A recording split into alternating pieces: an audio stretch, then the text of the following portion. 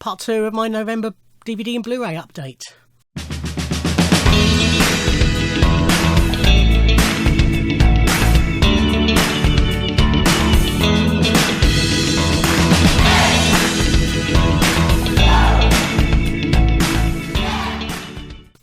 Ahoy hoy everybody, and welcome to part 2 of a DVD and Blu-ray update. So I had a pile that big. I've now got a pile about that big because I've talked about half of them already, more or less. Probably a bit less than half. But this is basically what I've been watching since the last update. Let's carry straight on. So first up we have Extro. I got this because Mariam Darbo's in it. It was cheap in sale, second sight. We're having a sale on HMV, I think. So I picked this up cheap purely because Mariam Darbo's in it. It's not very good. So one night, a young child, Tony, sees his father abducted by aliens. 3 years later, he suddenly turns up again, but he's part alien now. His wife, Tony's mother, has remarried, or is not sure he's married, but is in another relationship. Tony's been having nightmares and has weird powers where he can get things to move. It's all very strange. It's sort of, sci-fi horror, but pretty low budget.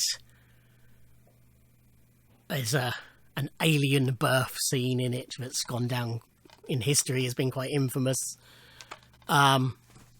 It's quite enjoyable in a schlocky, low-budget kind of way, but if you're not a fan of any of the people in it, I wouldn't recommend getting it, really, unless you really like bad stuff. This is The Spanish Princess, and is rattling. So this was, or is, a series made by Stars Lionsgate. This is series 1. It's based on the books by Philippa Gregory, but it's basically their attempt at having a Game of Thrones. They've got Charlotte Hope from Game of Thrones playing Catherine of Aragon, because this is her story. And this first series covers her journey to England, being betrothed to Arthur. It is Arthur, isn't it? Yes, Henry VII's oldest son. They wed. Arthur dies. So she thinks she's going to be sent home, but in the meantime she's developed a bit of a relationship with Henry VIII. And it's a story of them getting together, basically, plus all the machinations around it. It's good. As I say, it is, it hasn't really got the battle scenes, but otherwise it's got, all the intrigue and interstabbing and even, stereotypical characters. There's Henry VII's mother, played by Harriet Walter, is very much sort of a Cersei type character. There's loads of sex, loads of nudity, that sort of stuff. Well, not loads, but enough to keep it going. But it was enjoyable enough. I will pick up the rest of it. I mean, I really like Charlotte Hope anyway. So that's my main reason I wanted to give it a go. But yeah, enjoyed it enough to want to carry on. But it's if you like it, if we want to call it a cross between Game of Thrones and the Tudors, it's nowhere near as good as either of those. It's possibly on Borgia's sort of level. Borgia's might be a little bit better. Anyway, this is Walkabout, Nick Rogue's film, based on the Australian short story, really, or novella, whatever you want to call it. This is the limited edition box set from Second Sight. Love this film. So, in school for GCSE English, we read the novella, and then they showed us the film, and I think we had to sort of do an essay comparing and contrasting. Which, this film, for those of you who know this film and know how often Jenny Agutter appears naked in it, was quite a thrill for 15-year-old boys. But yeah, it is an excellent film. It's beautiful to look at, really well told. This version comes obviously with the film on Blu-ray. Then we have a copy of the novella. We have a first draft of the screenplay. And then we have production notey type book with it as well. Loads of extras on the discs as well. So Jenny Agutter and Luke Rogue, so Nick Rogue's son, are two kids who basically their father has a breakdown. He drives to the desert, the outback of Australia. They have a little picnic, and then he tries to shoot them, but fails, and then kills himself. They then start wandering through the outback, basically trying to survive, trying to find help, and then they come across an Aborigine boy, and he assists them, and it's sort of about, you know, their bonding and what have you. I won't say any more for spoilers, etc. But yeah, it's a beautiful, wonderful film. Lovely box set. This is Arrow's release of The Woman in Black. I don't mean Arrow, I mean Network. So this was a TV film shown, does it say on there? I think I want to say Christmas time 1989. Yeah, Christmas Eve 1989. So it's sort of a, you know, ghost story for Christmassy type thing. Excuse me. So it's based on Susan Hill's book, and it's written by Nigel Neal, who did a lot of these sort of things.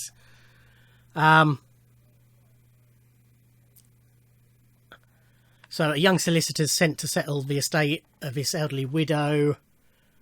He gets lots of warnings, and he starts seeing this mysterious woman in black, and things all start going wrong, and, you know, as these things tend to do. Main reason that I got this is because Mark Gatiss is on the commentary. One of the minor characters in this is Andy Nyman, and it was his first TV role. And so it was a commentary with Andy, Mark Gatiss, their friends, and Kim Newman, the film historian. And very entertaining it is too. But yeah, really enjoyed it. Beautifully presented, lovely textured and debossed and all sorts. Slip on it. And early copies came with this little book, as well as the booklet that's in there. But yeah, as I say, very good. Amityville Horror. This is another film I picked up quite cheap. Another second sight, I think. Yeah, picked up in that sale. I'd watched this years ago, wasn't overly impressed by it, but thought for, you know, the few quid it was, I'll give it another go. It still does nothing really for me. There's all this hype about it being a true story, which it isn't. But I just found it so slow and boring, basically. I don't think I fell asleep, but I certainly, you know, picked my phone up and started playing games on my phone while it was on. Yeah. Not overly impressed with that. Again, in the sale I picked up, although it's been on my wish list ever since it was announced, Absolute Beginners. So the notorious British film from 86.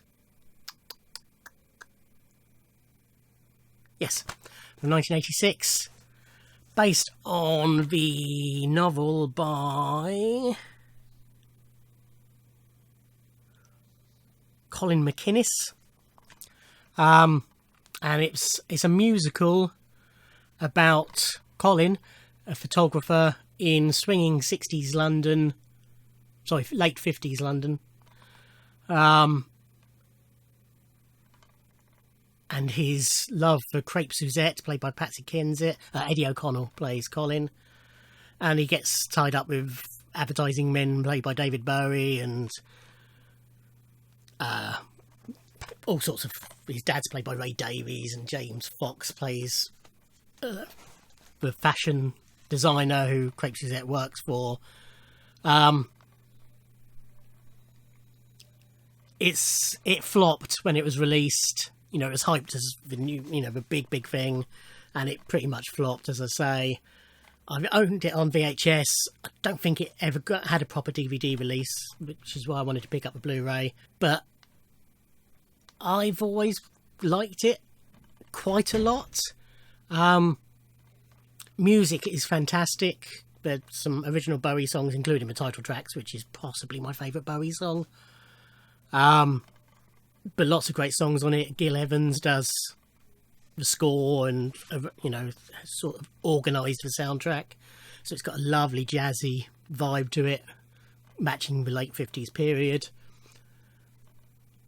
There are bits of it that don't quite work. Ray Davies wrote the song that he performs in it, etc. There are bits of it that don't quite work, but I don't think it's anywhere near as bad as history has led it to be painted. That'll do. Yeah, I enjoy it. Glad I got it. This was a £2 Poundland purchase. Independence Day Resurgence. The problem with this film is that there is Independence Day, which is one of the greatest action sci-fi films of all time. Part of the reason it's so great, the original, is Will Smith, who's such a likeable lead. This suffers, of course, for him not being in it. I think if you ignored the first film, although you can't really do that because of the plot, and, you know, you need to know who some of the characters are who return. But if you ignored that first film, this is an enjoyable enough film. I watched it all, enjoyed it, didn't drift, didn't lose concentration at any point.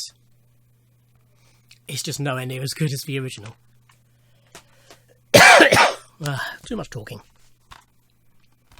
It's an Arrow release, Black Rainbow. Mike Hodges film. I do like Mike Hodges. Get Carter, Flash Gordon, many others. He wrote and directed this. So Rosanna Arquette plays Martha, who is a clairvoyant and who travels with her father, Jason Robards. And she's genuine. You know, she really does get premonitions. She starts, you know, she's doing her spiel and she's talking about people who have passed on. And then she starts, you know, she starts talking about somebody as if they've passed, but they're still alive, but then they die the next day in exactly the way she describes. And this keeps happening. And Tom Hulse plays Gary, a journalist who's following the story. And it's sort of an investigation into it, and people are trying to stop her. And it's really well done. You know, it's helped a lot by the cast, who are fantastic. But yeah, I really enjoyed this. Really good film, and usual Arrow excellence with all the extras and everything. Another £2 Poundland jobby. This is Piranha 3DD. So I had Piranha 3D because, you know, Kelly Brook, which was an enjoyable enough bit of fluff. Never got round to picking this up because no Kelly Brook, but got it, and I really enjoyed it. I mean, it's, you know, it's not a good film. It's everything you would expect, but it's just really well done. Yeah, you know, its tongue is so far in its cheek, but it's sticking out the other side. But I really enjoyed it. Close Encounters of a Third Kind. Believe it or not, this was a first time watch for me. This was another one I picked up in one of HMV's Tuvas. My first problem was knowing which version to watch, because it's got 3 copies in here. The original theatrical version was special edition and the director's cut. I can't even remember which one I watched. I think I watched... What's the longest one? I think I watched the director's cut because it was the longest one, but I'm not 100% certain. it's never, you know, overly appealed, which is why I never got it. And it sort of lived up to that to me. It was okay, but it was very slow. And, you know, not a lot really happens for a long time. It's beautiful. It looks great, and it's wonderfully acted. But, you know, maybe it's because I did watch a longer version of it. But, I mean, I would say it probably could lose with half an hour being chopped out, not just 4 or 5 minutes. Yeah, you know, I didn't hate it, but it's not one I'm going to leap to watch again. Okay, I'm going to call that a day here. This is going to be in 3 parts. I've not had a 3-parter before. So stay tuned for that, basically. Thank you for watching. Like, comment, and subscribe. And I'll see you in another video. Thanks. Bye.